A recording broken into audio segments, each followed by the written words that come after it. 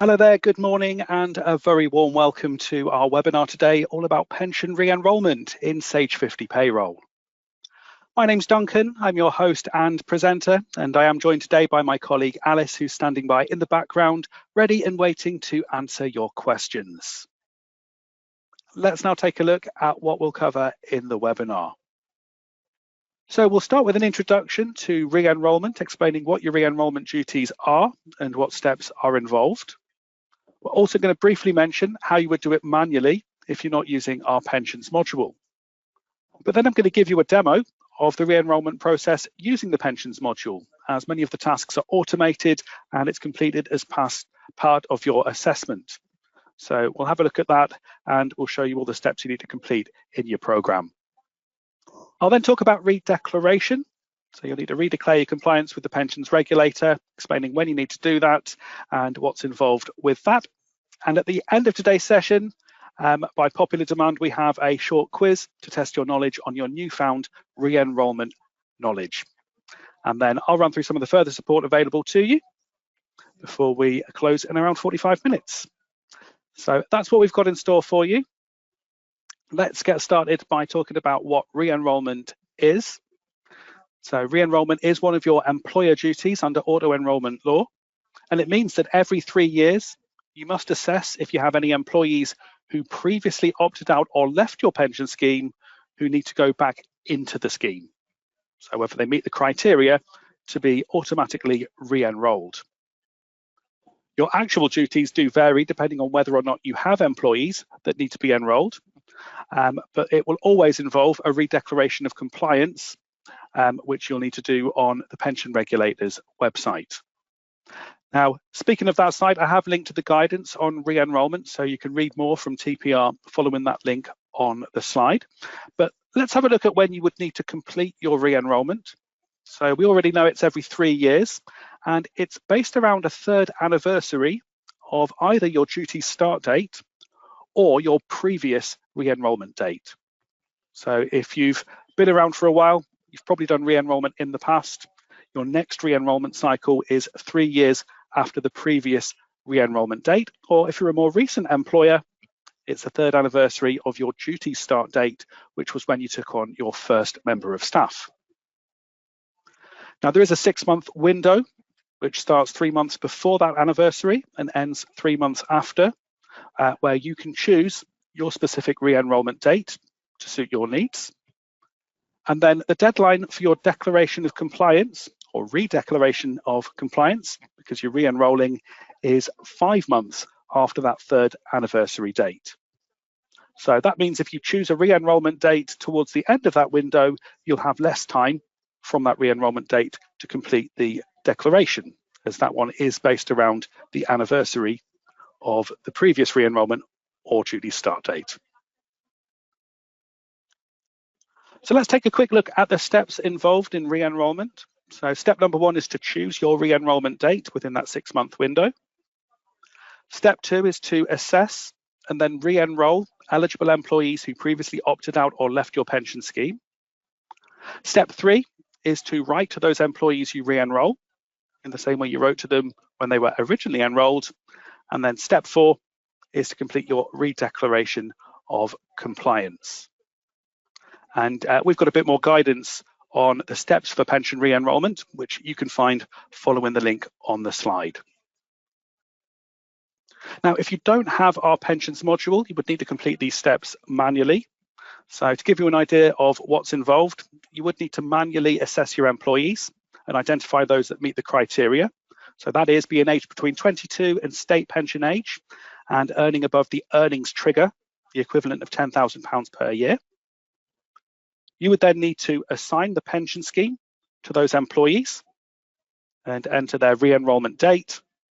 And then you could download a letter template from the TPR website in order to write to your employees to let them know they've been re-enrolled. And of course, you'll need to send the pension information to your pension provider in the same way you would do for any other employee being enrolled into the scheme. So I'm going to give you a quick demo on some of the manual process before we look at the pensions module. So I'll just bring those slides down and go full screen for you. And first thing I want to show you is where you can find the earnings trigger for your pay frequency.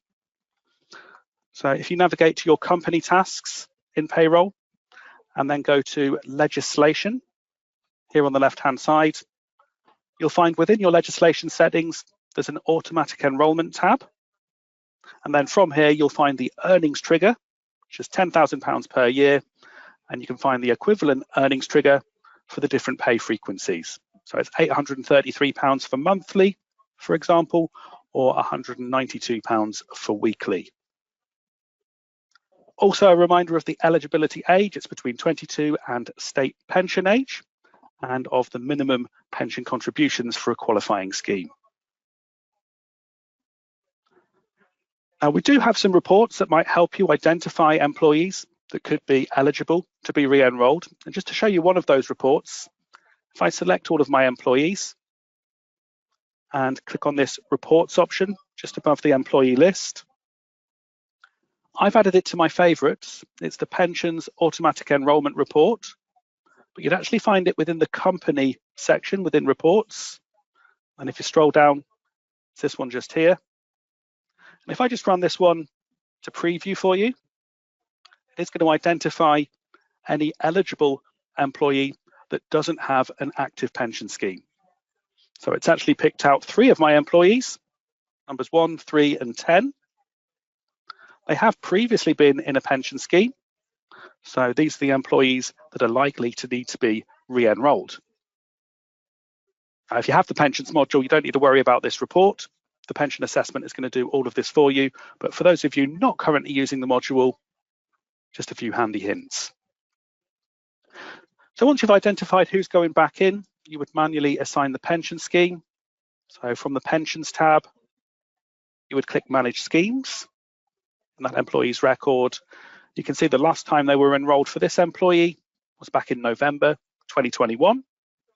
And then we can add the pension scheme on again, selecting it from the list and setting the join scheme date to the enrolment date. So like I say, I'm not going to do it this way. I'm going to use the pensions module, but I did want to give you a few hints and tips on doing the re-enrolment manually.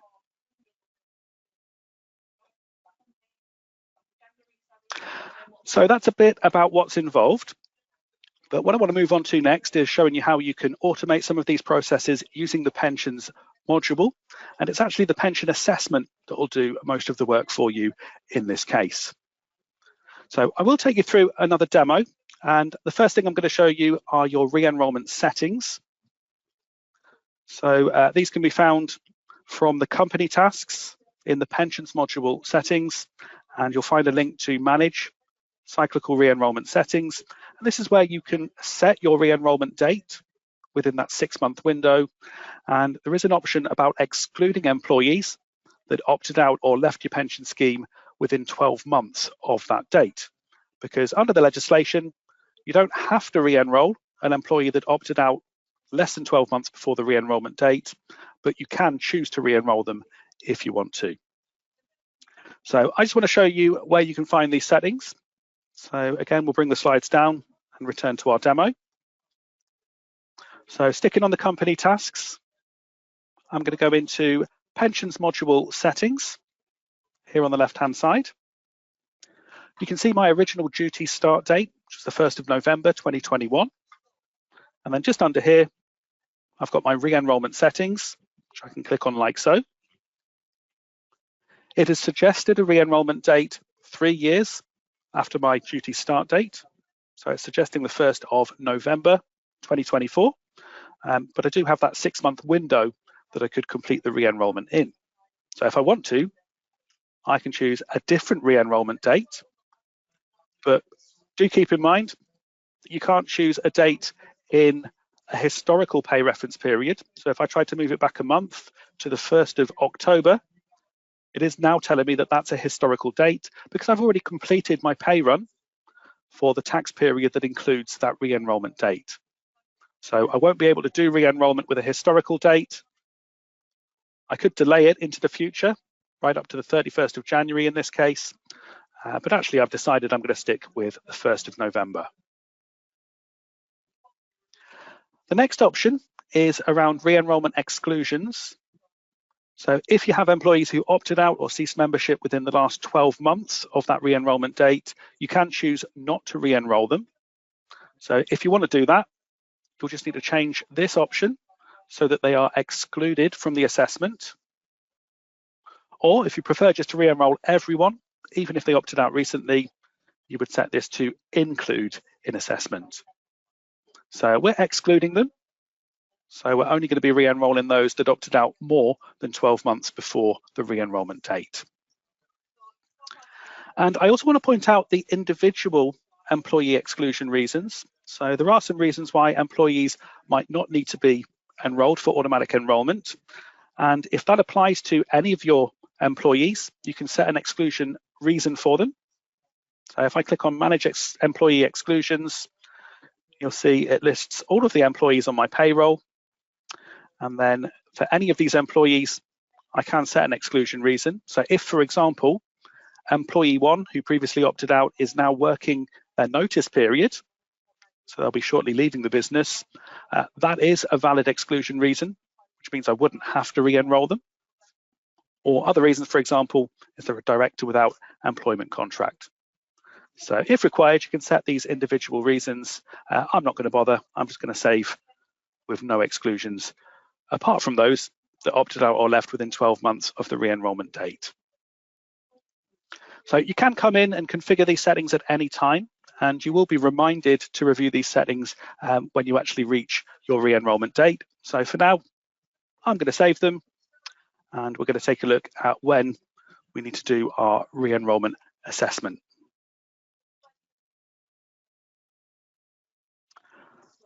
Okay.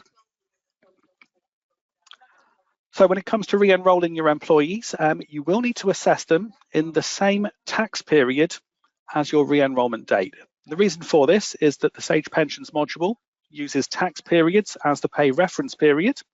So you need to be assessing the earnings that were paid within that same tax period as the re-enrolment date. Now this can mean, if the re-enrolment date happens to fall after the assessment date, that contributions won't begin immediately. They would be deducted from the next pay period, and the first contributions in these cases would include a pro rata amount in relation to the previous tax period. I'll bring that to life with an example. It's the same one we're going to use in the demonstration. So let's imagine we have employees paid monthly on the last day of the calendar month, and we've selected a re-enrolment date of the 1st of November.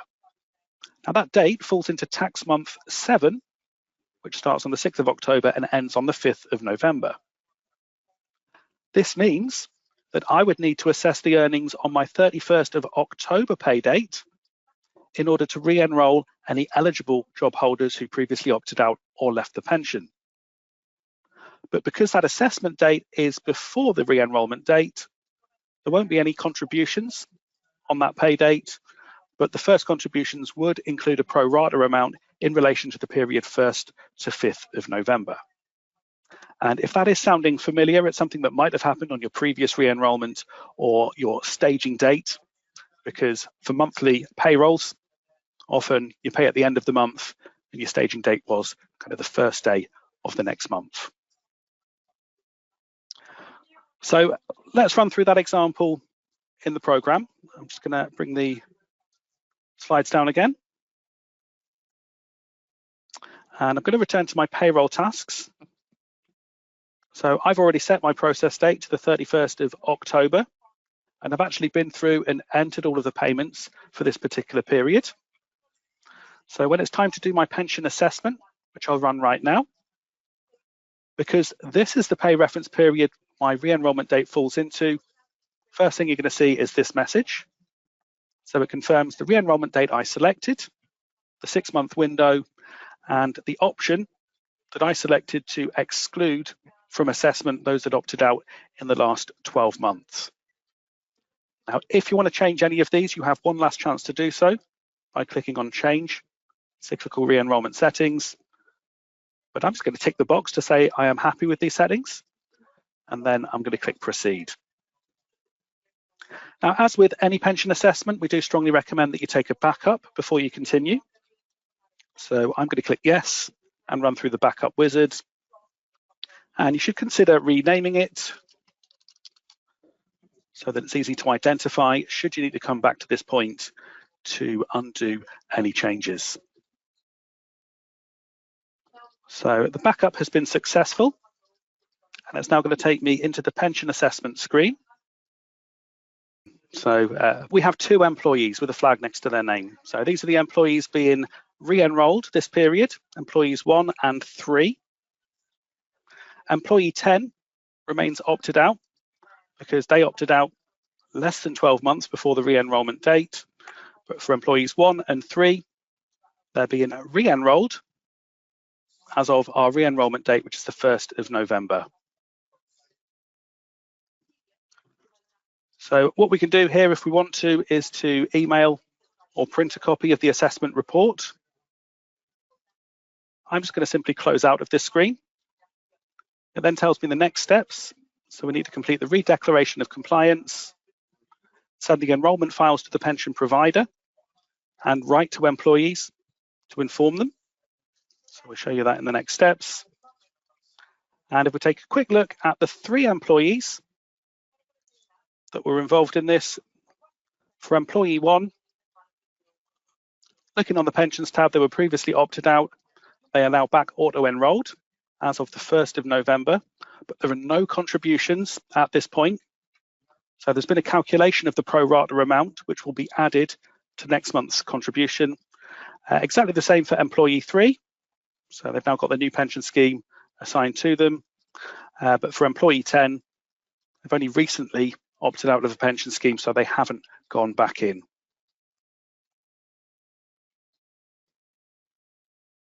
So what we would then do is we would complete payroll. So produce the pre-update reports and pay slips. We would update the records.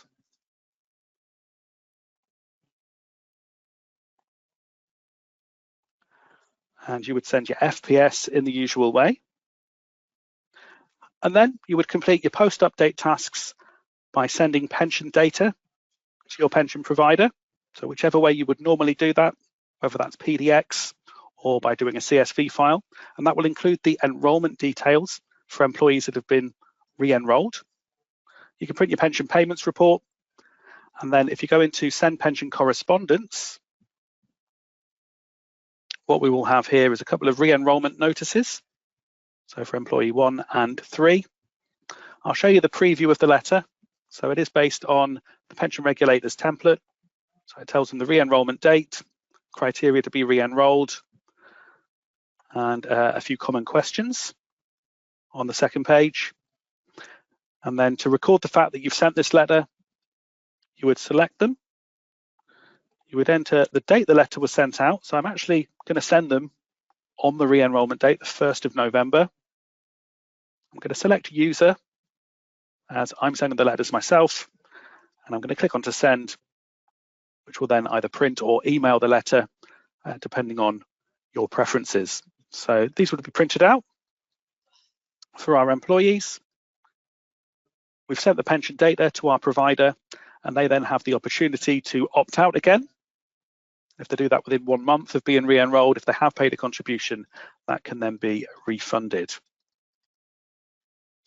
So when it comes to the next pay date, which will be my 30th of November pay date, when we go into the pension assessment, this is when we're going to see the first contributions for the employees that have been re-enrolled. So employee 1 and employee 3 now have contributions. And if we look specifically at employee 3, their qualifying earnings is £2,500, which is the same as employee 4. But looking at the contribution, it is slightly higher this month because that includes a pro rata amount between the 1st and 5th of November. Now, if either of these employees had opted out via the pension provider, by the time we do this next pension assessment, we can, of course, record the opt-out details. So let's say they opted out on the 15th. Because this would have been the first contribution, there's nothing to refund, but we can record the opt-out details if they've officially opted out, and that will, of course, cancel out that pension. So that's the re-enrolment done within the program. I just want to give you a quick recap of those steps. So the scenario here was that we had the monthly paid employees with a re-enrolment date of the 1st of November. We ran the pension assessment on the 31st of October, which initially re-enrolls them, and then first contributions are taken the following month. When we did that assessment, it's going to ask us to check our re-enrolment settings. So last chance to change them if you want to make any changes, and you'll indicate whether you're happy. It'll then flag the employees that have been re-enrolled. So you should see a flag next to the name. You can filter by changes as well, and then you can see which employees have been re-enrolled. When you close out of the assessment, it reminds you of your next steps. So you still need to do that redeclaration of compliance, send the enrolment details to your provider, and send the letters to your employees. And if you're doing the letters yourself, you can do them via Send Pension Correspondence, and they can be sent anytime from the re-enrolment date up to 6 weeks after. But usually, best practice is to send them at the same time you send the data to the provider. So the only task really remaining is the redeclaration of compliance. Nothing that you really do in payroll for this. And as a reminder, the timescale to do your redeclaration is 5 months after the anniversary of your duty start date or previous re-enrolment date. So if you delayed your re-enrolment within that 6-month window, make sure you still get that redeclaration done in time. And you would submit this by completing a form on the TPR website. So you will need your letter code and certain details in order to do that. I have linked to more information from the regulator's website to help you with that. And it does include a declaration of compliance checklist, which I'll just point out on the screenshot here. So this tells you the sort of information you will need to do your redeclaration. So maybe have a look through this. Also some top tips from TPR so that you can get everything that you need to do your redeclaration before that deadline. So that's available as a download from the Pensions Regulator website. So that's it for the demo and the presentation. But as promised, we do have a quiz for you just to test your newfound knowledge. And if you do have further questions on anything you've seen today, do drop it into the questions panel as Alice is working through those as we speak. But if you'd like to join in on our quiz, it's 4 multiple choice questions. You just need to select your answer and submit your vote. I'll share the overall results at the end of it and let you know what the correct answer is. So we'll start with question 1, which I'm launching on screen now. The question 1 is, when is your re-enrolment window in relation to your duty start date or previous re-enrolment date?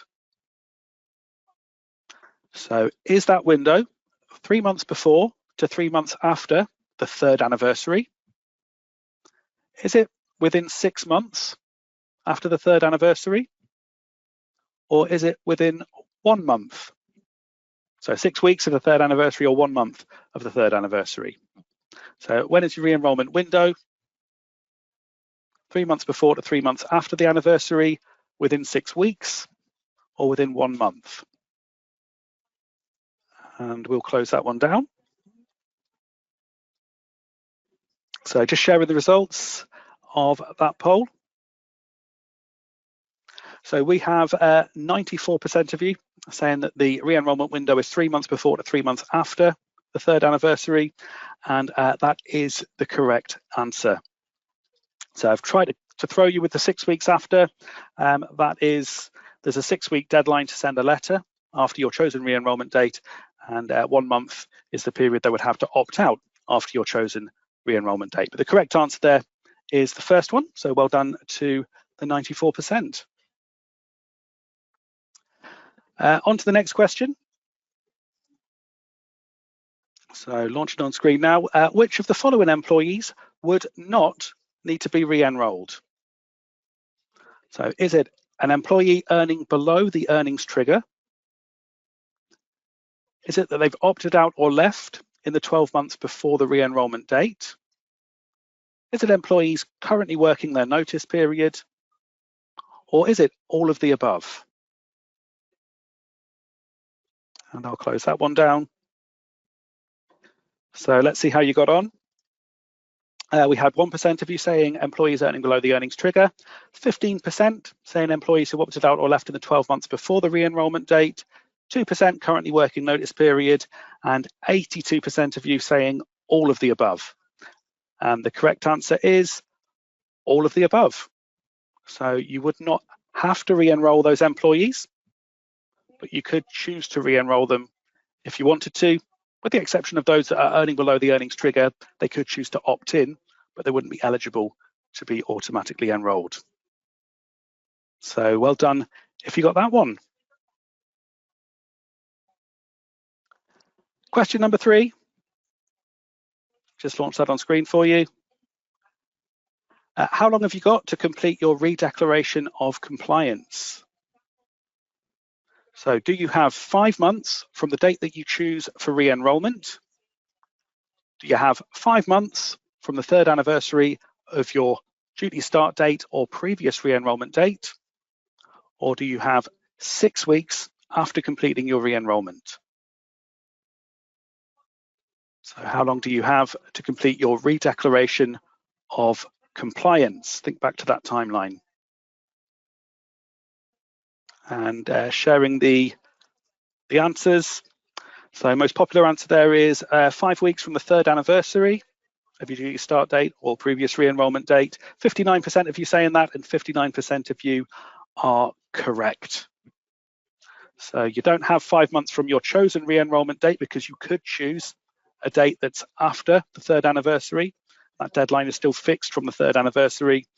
And the 6 weeks after completing re-enrolment is the timescale in order to send the communication to your employee. So well done to those that got that one right.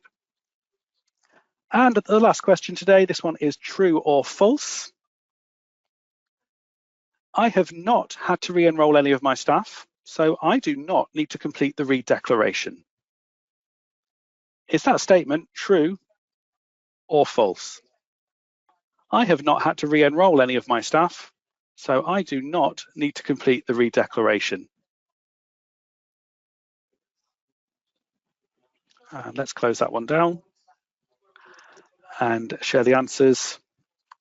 So 98% of you have said that statement is false, and 98% of you are correct.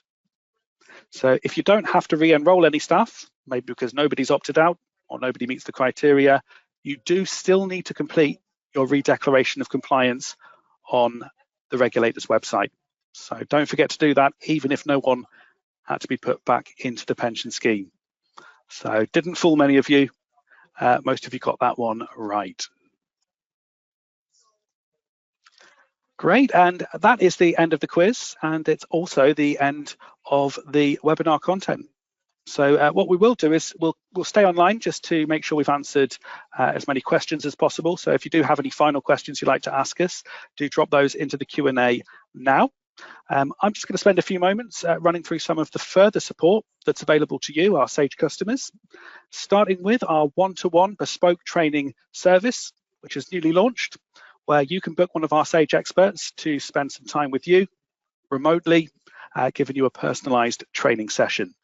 So this can be on any topic to do with your software. It could involve pensions module, holidays and statutory absence, or maybe you've got a new member of staff that you want to get up to speed on Sage 50 Payroll, and they would benefit from a one-on-one training session. If you'd like to know more and get a quote for this service, you can email our team at ukisageuniversity@sage.com. The email address there on the slide. Also want to let you know about some upcoming webinars. So we still have some pension sessions in October. Next week, we're running pension calculations and pension assessment. And then the following week, we've got re-enrolment and pensions data exchange.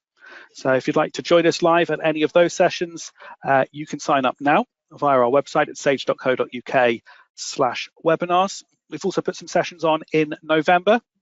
So you'll find details of those on the website as well, including for any of you that do HR in your business, we have an HR advice webinar all around addressing performance issues in the first 2 years of employment. So that one's on the 6th of November at 11 a.m, presented by our special guests from HR Advisor Plus. So do come along to that one if you're interested and learning more. Further help can also be found on our online help centre at sage.co.uk/help. You can access this by clicking any of the help icons in Sage 50 Payroll. And last but not least, Sage University can be found at sageu.com. This is where you'll find all of our e-learning courses, bite-sized learning and certification. So do get yourself signed up to that and see what's available. So like I say, we're going to stick around just to make sure we've answered questions in the Q&A. If you don't have questions and you're leaving us shortly, thank you so much for joining the webinar today. We will invite you to take a survey as you leave the webinar, and I'd really appreciate just a minute of your time for you to let us know what you thought of today's session. So you can complete that as you exit the webinar or by following the link in your follow-up email. That email will be sent later this afternoon and contains a link to the recording as well of today's session. So do look out for that. And if you're after the handouts, you can still download those by clicking on that piece of paper icon. So I'm going to disappear for a few moments just to help Alice out with any remaining questions. But I will come back online to say goodbye when we are ready to close things down. So I'll speak to you in a bit.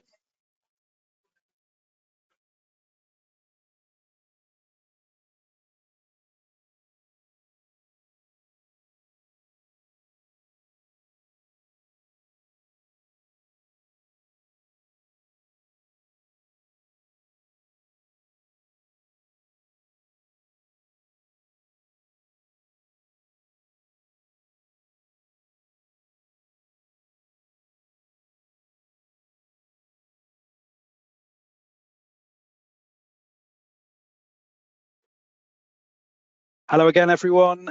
Thanks for sticking with us until this point in the webinar. We haven't had any new questions come through the last few minutes, so we are going to wrap things up. I hope you found the session useful, and do please take a moment to complete the survey as you exit the webinar. Look out for that follow-up email as well, because it contains a recording of today's session. It'd be great to see you on some of our future webinars, but for now, on behalf of myself and Alice, thanks for joining us, and we will see you on the next one. Goodbye for now.